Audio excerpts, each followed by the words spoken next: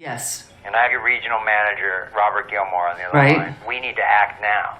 Okay. Your responsibility is to facilitate that action. So, it's your job. You understand? Yes, I do. And I'll do everything, that you need.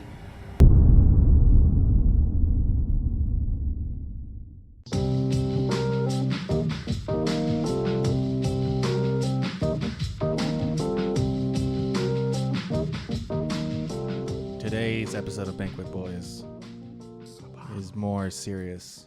I don't like it. Stop. Fucking stop. Fucking stop. So today we're talking about, anyway, actually first, cheers to Caesar. Thank you for this delicious Abasolo whiskey. It is 100% corn whiskey from Mexico, made from 100% ancestral corn. We already cheers, but we're doing it again because It's the whiskey of Mexico. Dude, I'm so turning that into a jingle. Thank you very much, sir. Which leads us into our main subject of today. We are talking about the movie compliance, but more so the situation of the movie compliance. You'll see what we're talking about, but before we do that, please give us a like, subscribe, follow us on IG, and anyway, Share the video, share it on your stories, whatever. Do it with the social media. I do it with the promise kids. this story is going to be a good one, and you've probably never heard it before. And it's juicy and it's ugly, but it is a story. It's ugly enough to where when they aired the movie at the Sundance Film Festival or whatever, people walked out in disgust. Like it actually made a big splash, which is kind of weird that it fell so under the radar that like it did. You know what I mean? Like I didn't know about this shit until Would Joe you say brought it made up. a big splash the same way Demi Lovato makes a big splash when she jumps in a pool? Dude, no, god damn it. I walked in, was so triggered that I left without froyo. Cut. No. Anyway, welcome to No. Leave it in. All right. So Leave anyway, it in. So we're like, about the movie compliance. Okay, so the way the movie works is this. So this guy, right? He's from Kentucky. Actually, he's not from Kentucky. He's from Florida, probably. No. Set it up like the mysterious way. So there's like, we're at, because the real story happened at McDonald's. Mount Washington, Kentucky. Yeah. The McDonald's in Mount Washington, Kentucky. There's this girl working in the front of the store. You know, she's like 18-year-old. The cashier, typical McDonald's workers. The real girl was like super smart, top 10 of her class. The movie made her seem like a dumb blonde chick. So whatever, do what you want with that. But yeah. Well, okay. So yeah, she's just at the front of the store and she's working. And out of nowhere, her manager comes up to her and she says, "Hey, we need you to come to the back office." And then so she goes to the back office and she's like, "What's going on?" And the manager tells her, "Well, I have a police officer on the phone right now, and he's telling me that you stole a purse from a customer and that they have you on video and you're in a lot of trouble." Actually, before this, I think this is important to set up, is that the movie starts out, because it's actually true, this actually happened, was that when she started her day off, the manager, which was Donna Summers, that's her real name, someone left the freezer door open the night before, and they were about to start the weekend shifts, and they had lost, I think it was like $1,500 worth of bacon. So they were going to be fucked for the weekend. You know what I'm saying? Like, Wait, that's crazy though. I thought that was just part of the movie. No, that's true. That's actually true. That they were like, she was fucked because, like that's why they were so under the gun about everything. You know what I mean? Because they were out of everything. Because she kind of sucked as a manager. So what you're saying is like the circumstances were just right. It's like the perfect storm. Perfect storm. That's why the scenario we're about to talk about happened a lot of times, but this was the one time where it went as far as it did. Let's just talk about this one scenario. No, I'm saying, but like this is the one time that it went as far as it did because the circumstances were so prime. So this girl goes back and she's being told that she stole a purse, and she's like, "I didn't steal anything. You guys, it's fucking busy outside, and You guys were there watching me the whole time. You guys know that I didn't steal a purse. And they have security cameras. It's a fast food joint. There's security cameras. It's everywhere. McDonald's. All she had to do, I think the manager at that point, all she had to do was check, you know. But even beyond that, someone calls you pretending to be a cop, like. Well, you didn't. She didn't know that they were pretending to be a cop. And this is another thing that I was telling Caesar about, the guy that gave us the bottle of Abasolo. 100% corn whiskey. Good stuff. I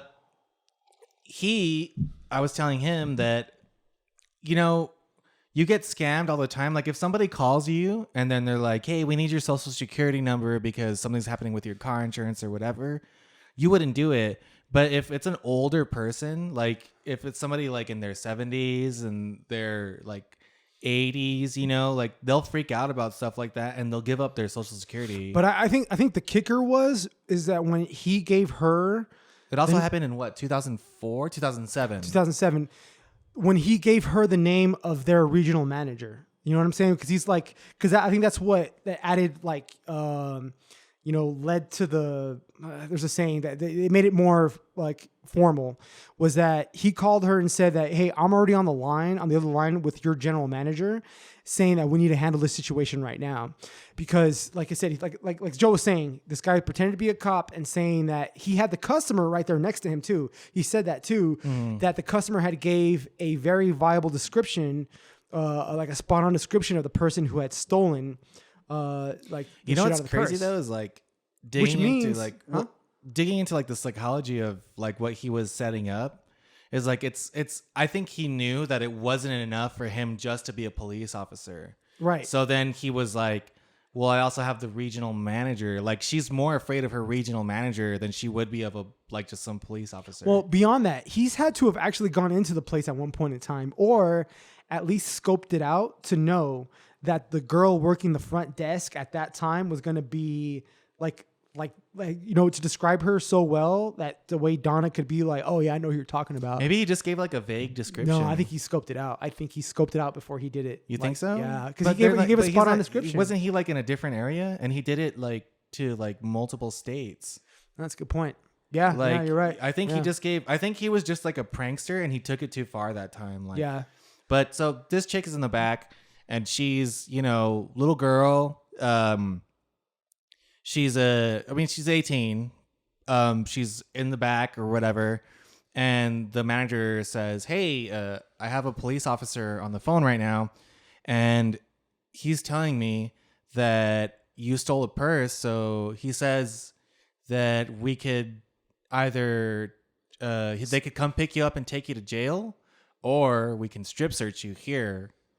And he's like giving me like the authority to do that for him. Right. And he's trusting me and he's going to guide me through the procedures of strip searching you. Right. And at first, like the girl, you know, she protested a bit. And actually so did the manager for like a second. Like it felt like she didn't really want to be about it. In the movie. Right. In the movie. But what happened, like I said, in the movie was that he told Donna Summers, the manager, that we feel as if she, like her brother, because the girl had a brother. I don't know too much about him. There's not a whole lot about him anyway. But she said, like, we feel like she's part of a broader investigation. This isn't really about the money she stole from the purse. This is about her being involved with her brother's like drug dealing scam. And so when he made it like this big, like grandiose, like investigation, or made it seem like it was part of that, that's when Donna was kind of like, oh yeah, we really gotta play by the book and, you know, make sure we do everything we can to help this officer. And so that's another reason why. By the way, Donna Summers, what a name. What do you mean? Like, don't you think that she could have been like an R&B star or like something? She is a host of Jeopardy.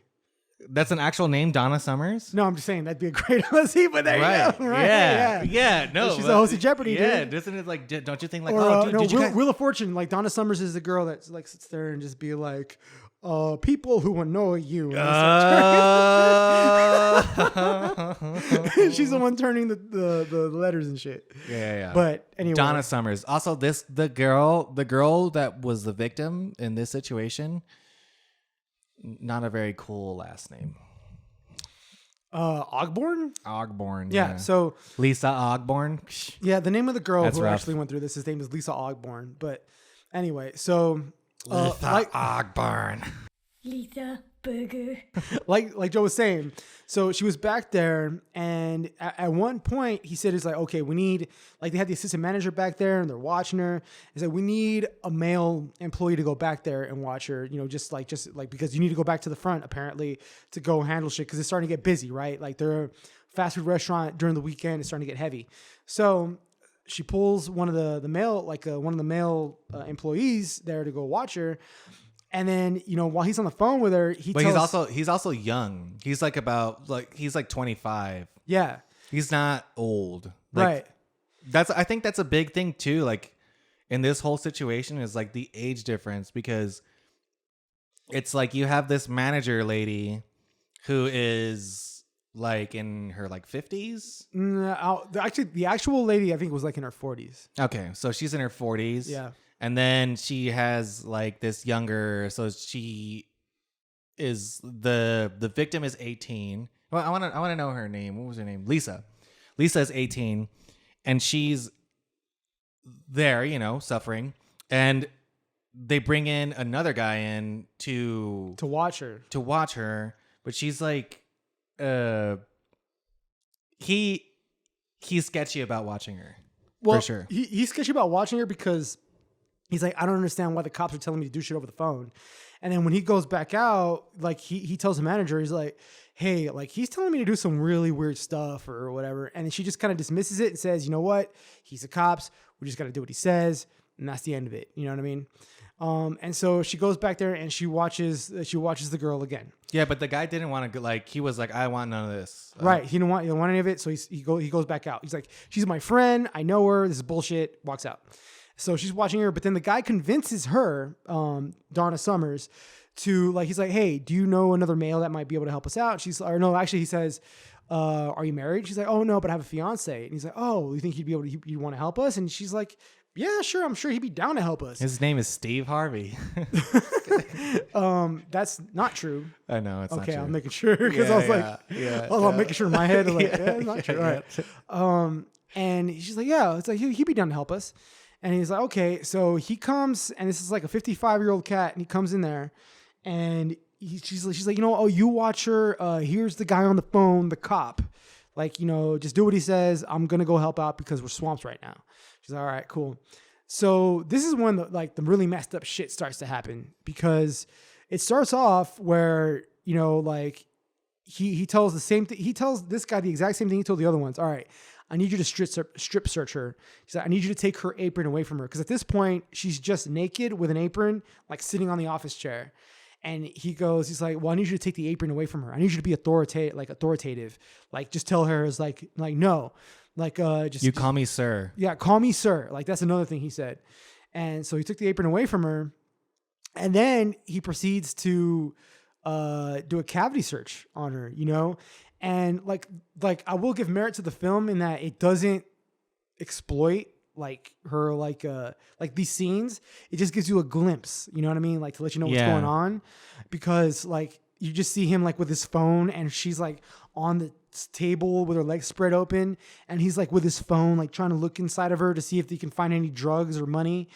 And you know, but imagine, like, put yourself in that situation, like you're at a McDonald's and you're like, or even think about like your daughter, like she's 18, and like to think about this shit happening to her is like, yeah, like, it's so fucked, dude. Yeah, it's pretty horrible.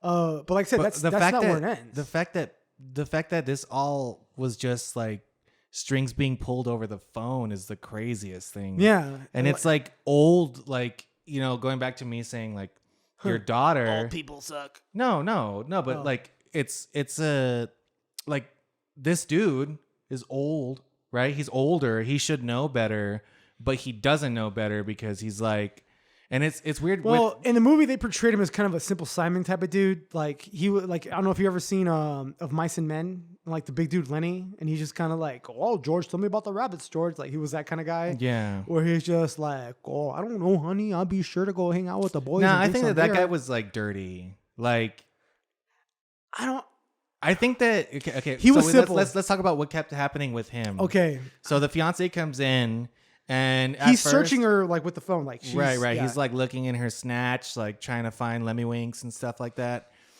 And he's there and he does that, and then eventually the cop is like, well, did you already talk about the brother? How it's like related to Yeah, I already did that. Okay. So I don't think you did. Yeah, I said that it was he made Donna Summers feel like it was part of a broader investigation. Okay. Yeah. So apparently her brother was involved in all this like bullshit, whatever, blah blah blah. Which is not true, right? So this guy is like all convinced that he has like some sort of authority. This is the way I interpret it.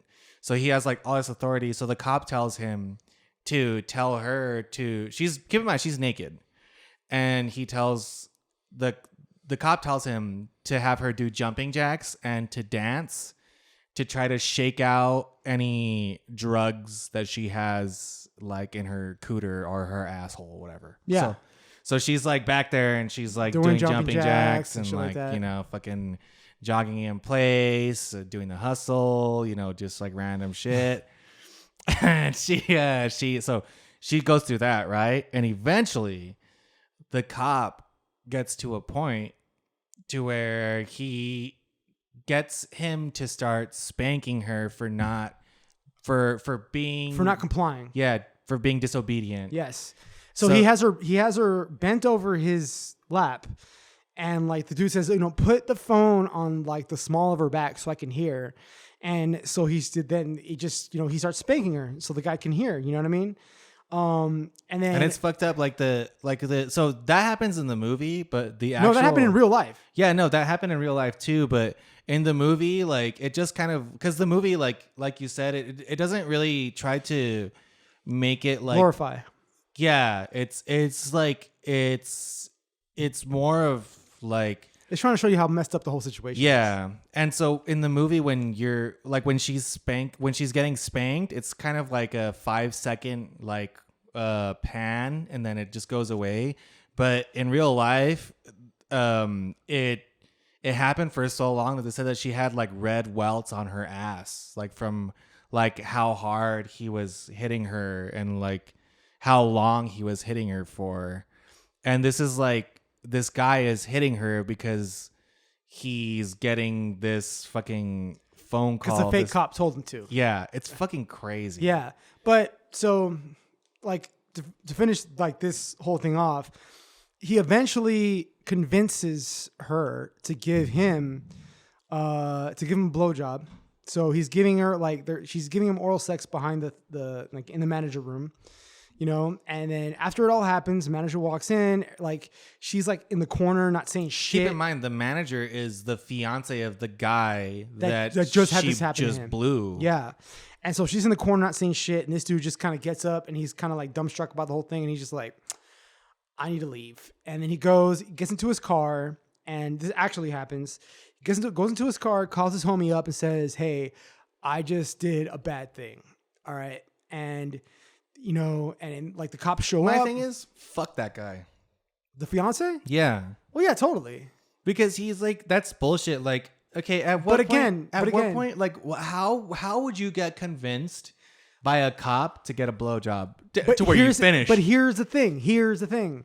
Like, that's why I want to get into the extra shit of this, because it's one of those things where it's easy to say like, yeah, how'd you do that, dude? That's fucking dumb. Like, blah, blah, blah. But then again, like the psychology and all the studies say, if it were literally like 70% of the population in that position, we would do the exact same thing. You know what I mean? And that's, so this situation, like it was probably what they say was a good example of like the Milgram experiments. Well, we should also say that this particular situation was probably the worst that it got because of like the sexual assault that happened with the blowjob, but it had happened over 70 times.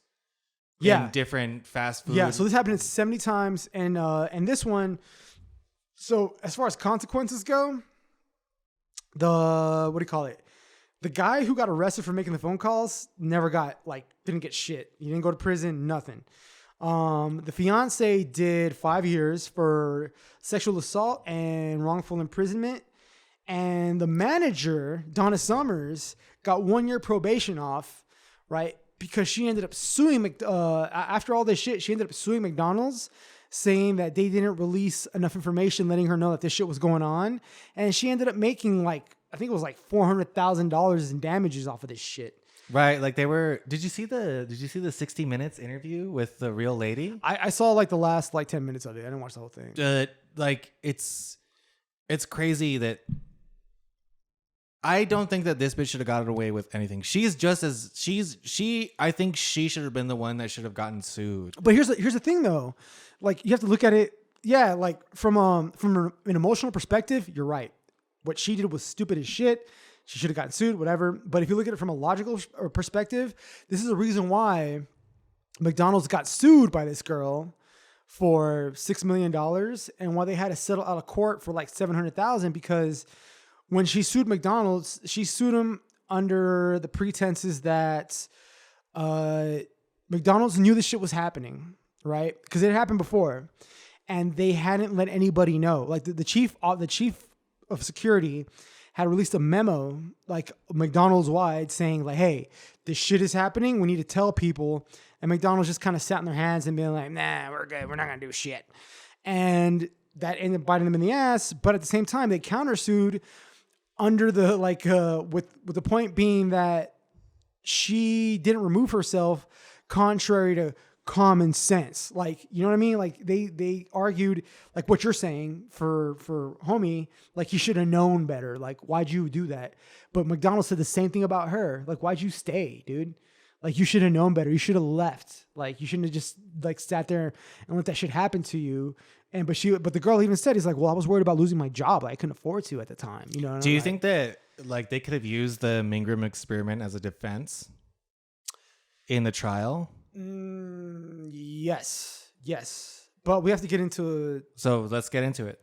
Okay. So the Milgram experiment basically was just essentially it was one guy was the teacher, one guy was the learner, and one guy was the lab coat dude.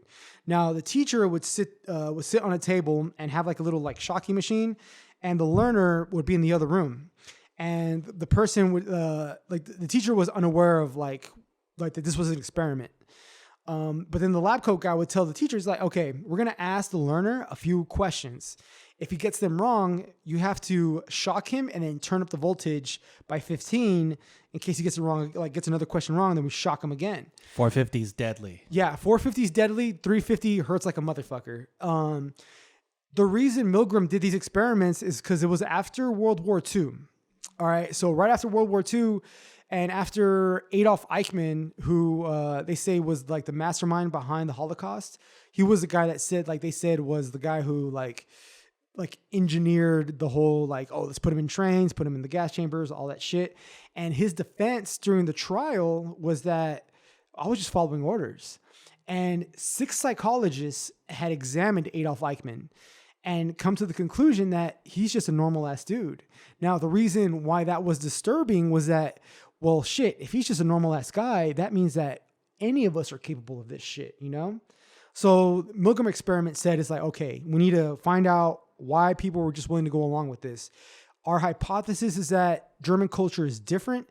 We believe that Germans are a certain type of way, but we need a control group. So let's do this experiment with Americans first. Mm-hmm. And then what happened is that when he asked his colleagues about like, oh, how's this going to go? They're like, oh, I think they said only 1 to 3% will push the fatal voltage thing to like kill off the subject. They're just like, okay. Turns out like it was like 68%. 68% of the people actually use the fatal voltage thing to kill off the assailant. Mind you, like they had pre-scripted everything to where like, yeah, like you would be like, they would be banging on the door, banging on the fucking wall. Like, have a heart condition. Like, well, there was a set of questions not a set of answers that the scientist would say to the teacher. So when the teacher was like resisting, and they would say, "Oh, I don't think I should do this. You know, like they sound like they're in pain. The scientist would say, like line 1, they had 4. I don't know exactly what they are, but they had 4 of them. And when it got to the 4th line, they would stop the experiment.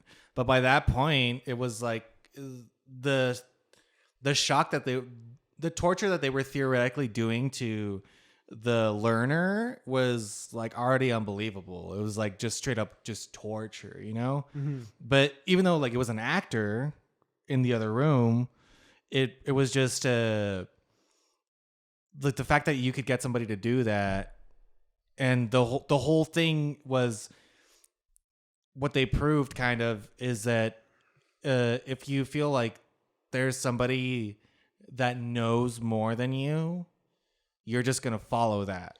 Yeah, it's like if they come from a position of authority, you're just automatically going to go along with it because I don't think it's authority. Yes, though. because it is authority. It's totally authority because it allows you to diffuse responsibility. Like if someone with authority tells you to do something, and then you know it's kind of wrong, but you do it anyway, you know it's just kind of like it's kind of like when you're at the bar or whatever, and the manager says like just do this thing, and like if it comes down, like if like we get yelled at for doing it, I will take responsibility for it. But I don't think it's authority because like if you look at that situation, the scientist didn't have authority over them because they knew they were part of an experiment. Yes, they did. No, they didn't. They didn't know they were they didn't know they were part of an experiment. 2, they said specifically that the scientists came in, they bought white lab coats because white lab coats gave them positions of authority. Right. And so when they protested and said, I don't want to do this shit, they had like 3 responses, or 2 that I know of. They said they had 2 responses. 1, you don't have a choice. And 2, you have to continue with the experiment. Like it's required of you. Right. So it's authority. Those are the responses though that the scientists would say, but there was 4. Okay. And it just went down the line. But I don't think that it's so much because if you look at the McDonald's situation, it was her on the phone, but even what I said, like it wasn't the cop that she was afraid of, it was her manager that she was afraid of. So the fact that the cop or the fake cop said, "Well, I'm on the phone with your regional manager," then it's like, well, she figures that this guy knows everything that's going on. Right. No, but she was sort of, she was afraid of her manager, but she was more afraid of the cop because think about it. When that scene in the movie where like he's telling the fiance to like, hey, I need you to like take away her apron and all this shit. He's like, you know what? Put me on the phone with her. Like put me back on the phone with her. And he had a talk with her. He's like, you know what can happen, blah, blah, blah. Like he reasserted his authority to let her know it's like, if you don't do this shit, like what some bad shit will happen. Dude. I'm saying, but it's totally authority because again, this goes back. I don't think it's I feel like totally authority. I think authority is too broad.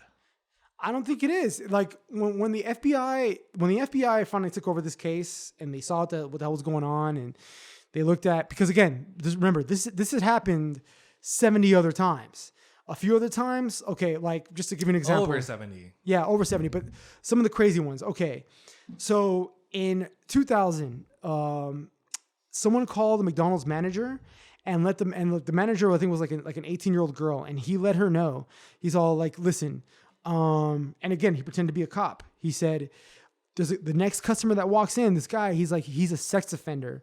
We need you to strip in front of him so you can like lure him in. Bait them, yeah. Bait him, and then we can arrest him. And it was bullshit. But the cops said they wanted what do you call that? To catch a predator type of thing. Mm-hmm. And she did it, and well, there you go. In 2003, remember what you call it? What was it? A 19-year-old got cavity searched by a 55-year-old employee, whatever. The KFC thing, remember I told you about that shit where like the guy called in and he said he convinced the manager to pull the fire thing. Yeah. And they got fire retardant all over themselves. Right. And he convinced them to go outside and strip naked and then pee on each other to like nullify or neutralize the chemicals. Yeah. And when the fire department show up, they just saw a bunch of naked people like in the parking lot, like Peeing on each other. Yeah, there's a reason why these guys call in. They pretend to be cops. Do you think that this guy was responsible for all 70? Because I don't think he was. No. Because they said even after they caught his ass, and they like the 2 years that he was, or the 1 year that he was away. By the way, like, he definitely did it. He definitely did it. Yeah, he And definitely did it. The crazy shit is that he got away with it without any charges. And I mean, you said that already, but like, it's just like the gravity of the situation was like so ridiculous that I can't believe that he just walked away. And it's like, what do you do after that? That's like, what is he gonna do? Even especially like with all the evidence that was like mounted against him, he still got away with it. Well, he just goes back to living his life. Nothing happened to him. So, I mean, no, okay. The fact that we're even talking about this story and the fact that nobody knows about it, because we've already talked to like two people today that had no idea what was going on. Like, that dude could just walk around and do whatever the fuck he wants because no one knows who the fuck he is. Right. I don't know what he looks like. I tried searching his name. What was his name? David. It's literally not on there because I never found it. Yeah, I didn't find David it. Richard something. I don't know what the fuck. But like if you Google that, like you won't even find like a picture of him. And it's fucking crazy. Like this guy like fucking victimized so many people. And I don't know, man, like the situation with this like whole thing about like authority and shit like that, does that not freak you out? Well, so it's not just the authority, like the Milgram experiment thing going on here. It's also the bystander effect thing where like, you know, the other employees saw what was going on, but they didn't want to deal with, like they didn't want to fuck with it because it's the cops and like, oh, you know, the manager's already handling it, so we're not going to like fuck with it. So they say that the best way to avoid this shit ever happening to you is to like kind of study all this shit that's happening, like the exact things we were talking about, and be aware of it. So when it does happen to you, you can be like, I know what the fuck's going on. I think that it's like the whole like know your rights thing. Yeah, know your rights, but also like know what the fuck's going on. No, like, because like cops can take advantage of you if they want to, if you don't know your rights. Like yeah, but over the phone, like no, but that's exactly what I'm saying though. Is like if you know your rights, you would never let a cop do that to you. And like the fact that the only way that I can give like this stupid bitch of a manager manejadora. No, we're drinking agua solo. It's manejadora. Oh yeah, manejadora. If the best way to like handle that situation would have been to fucking actually call the regional manager or something, right? Well, no, that's how it ended. She finally did call the regional manager. Like after the girl got messed with and shit, she finally did call the regional manager, and he was just like, dude, I've been asleep. I've been sick. And you know what's day, crazy dude. is like this girl, like at the beginning, Darren said that she was like a straight A student and she was doing well. And this situation happened in 3 hours and it fucked up her life forever. To every person that ever tells a victim of sexual assault to get over it, because that was a thing. You know, remember like people like complaining about like, oh, you're just complaining about it now. It happened 20 years ago. Why don't you get over it? It's all like, dude, this is some shit. Like, it wasn't even a violent sexual assault. Like, it was just like a, you know. No, I think it is violent. No, it wasn't violent. No, it wasn't like running the house and fucking rape you like type of thing. You know, it wasn't violent. I'm just saying it wasn't violent, but it's fucked with her to the point where it changed her life trajectory. Like, she was on her way to go to Louisville, be pre-med, you know, be a doctor or whatever the fuck. Top of her class. And then she bounced out. She said, I can't deal with it. Can't deal with people. Can't be around people. Like, it fucked with her. And so, like, for anybody who ever says shit like, yo, just get over it, dude. It's like, nah, bro. Like, you just don't know. But I think that goes to the entire situation, though. Like, what would you do in this situation? You don't know because you've never been in it. So, and that's the crazy thing too. I will give Donna Summers props on that because she did say that. She did say you don't know what you would do in that situation because you were never in it, and that's kind of true. That's fucking true.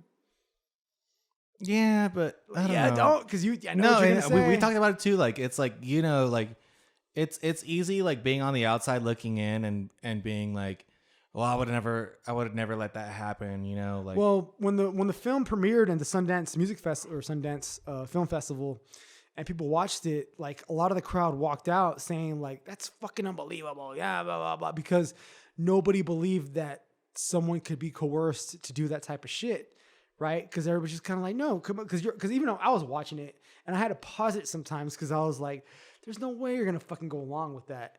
But it's true. Like, I'm not in that situation. I don't know what the fuck I would do in that situation. You know what I mean? Like, Donna Summers did what she did. But Donna Summers is also a pretty bad manager. She hired Kenny, and that motherfucker let $1,500 worth like bacon spoil. Like, come on, bro. Right. Also, like, I think she's doing like way better on Wheel of Fortune now. Well, she's $400,000 richer as a result of her incompetence. So, I don't like that she got paid off. Like, well, that's bullshit. Yeah, she sued because McDonald's fucked up. Actually, McDonald's, if you look back at it, McDonald's fucked up. They should have let everybody know this shit was going on. Literally a month before this happened, another dumbass story. A month before this happened, a 16-year-old manager got convinced by a prank phone call to give a 21-year-old employee a blowjob. And that same phone call, like the 21-year-old took it and got convinced that she was actually the crook. And then he strip searched her after the fact. It's really dumb. Like this shit, like it goes deep, man. Like I don't want to say people are dumb, but I do say people that I don't know. You just need to question. You need to question some shit, man. You can't be so fucking. Okay, so that's also we were talking to Caesar about who gave us this Abasolo 100% corn whiskey. Abasolo 100% corn whiskey. Mexican corn whiskey. Ancestral corn whiskey. Yeah. When we were talking to him about it, we were talking about how we got fucked with by TABC. Like when TABC would go into the bar, it was like, you know, because TABC, they have cops that are with them, but they're not like actual cops and they can't really arrest you for anything. Yeah, but they can threaten you and like make you seem like you're gonna go to shit. Yeah. Yeah, but like they do threaten you. Again. It's scary. Right. Why is it scary, Joe? Because authority, Joe. Right. Authority. No. Yeah. No. It is true. It is true, and it is like the uniform and all that, and the way they walk in. Like there's like 6 of them. Like they walk in like the fucking the what's it called, the Munchkin crew from Wizard of Oz. We welcome you to the Lollipop Guild. The Lollipop Guild. I feel like they walk in like that. They're just like all like they're all like, yeah, what's going on in here, you know? And then they come in and like they just like they seem like, oh, we're gonna run this joint, you know? That's seriously, as a bartender, that's what it feels like when TABC comes in. Like it kind of feels the opposite of everything that you're trained to do. Like when you start training at a bar and you like earn your position as a bartender, they tell you like, this is your bar. Like the bar is your bar. I may be your manager or whatever, but this bar is all you. And then TABC walks in there and it feels like not even your manager has any power. It just feels like, shit, like It's the fucking cops. yeah. Like That's the same, but like, and all the customers, like same thing. Like they trip get up out. and they leave. yep, because they're like, why are the cops here? What's going on? Yeah. Yeah. It's no one started, dude. But like I've had situations with TABC before where they'll walk in and I've had a manager like call me and be like, hey, don't give them your ID. Don't do anything. I'll be there in a few minutes, you know, whatever. But they will like argue with you to the point where it's like, well, if you don't show me your ID, like you're going to be in a lot of trouble, like all this shit, whatever. It's like, no, you can't. Like, you can't really do that to me. But it does get scary at times, like where you're just like, well, maybe I just should do this because I don't want to go to jail. Like imagine somebody on the phone telling you that though. Like it's like a cop, they sound authoritative and they're telling you that they have like your regional manager on the phone. And then they're like, yeah, well, I mean, you could aid me in this investigation or like I could book you for like obstruction of justice. Yeah, but the simple thing in whatever. that position is be like, you know what? Hold on, let me call my regional manager real quick. Let me verify with him. I mean, that's Right, but that's logical. But when I'm talking about like the fear that I felt during like the TABC shit, which is like, it sounds stupid, right? But like when that happened to me, I was like 21. So I had just gotten into like the bar scene and stuff like that. Never encountered anything like that.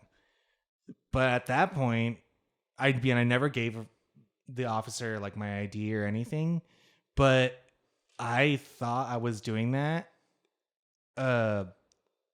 with the risk of like being like cited or something. But it was because my manager told me like, don't do that. They can't take your ID. Yeah, it's a risk. Like I said, like the threat of authority that got to you. So like again, you don't know what the fuck you would do in that situation. Like it's just, it goes back to it. It's an important movie to watch because it makes you aware of what could happen to you if you were ever put in some sort of situation, but also not to always see a badge. That's why every cop show, like you grew up in the 90s, like, well, let me see a badge. Let me see some sort of identification. Can't do it over the phone. All right, fuck off, walk away. And that's how I guess this could have been solved or resolved. But yeah, no, man. but there was a hero to this story. The old man. The fucking no, but he was a real guy. He was a real guy. guy. Yeah, the hippie ass fucking what do you Janitor. call it? Janitor. Yeah, like he came in and he was just so like the manager tried to put him on the phone, and he's like, I'm not doing any of this shit. And he goes back to her. He's like, hey, this guy's telling me to do all kinds of weird shit on the fucking phone. Are you sure he's a cop? And then that's when Donna Summers decides to be like, oh, I should verify this stuff, huh? And then she calls the regional manager, and then it gets rectified. So, yeah. But she got $400,000 out of it. The victim got $700,000 out of her fucking trauma. And the guy that did it just got away. So, long story short, if you want to fuck with people, call McDonald's. Yeah, but please like and subscribe. Thank you, Caesar, for this great whiskey. And Abasolo, 100% Abasolo. corn Mexican whiskey. And we'll see y'all next time. Cheers.